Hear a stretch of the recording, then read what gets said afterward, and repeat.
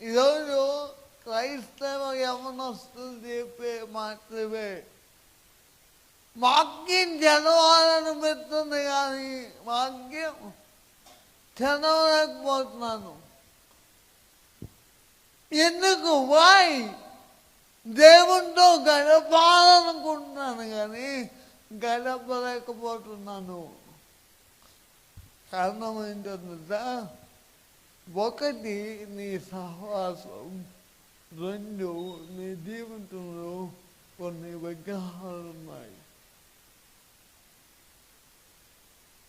భౌతికమైన విగ్రహాల గురించి నేను మాట్లాడతాను కానీ ఆధ్యాత్మిక లోకంలో కొన్ని విగ్రహాలు వారి హృదయాల్లో ఉన్నాయి.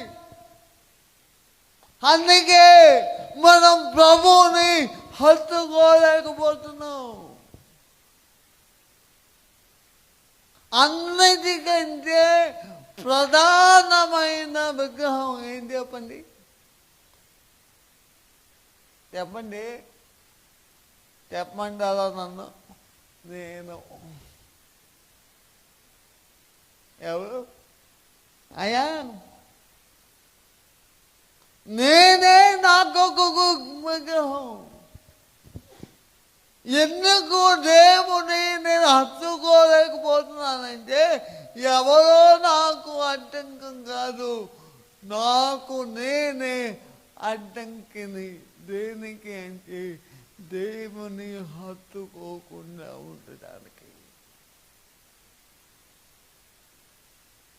ఒక వ్యక్తి దేవుని ఎందుకు హత్తుకోలేకపోతున్నాడు? దేవుని చిత్తంలో, దేవుని ప్రణాళికలో రాలేకపోవడానికి అడ్డు ఎవరంటే నేనే.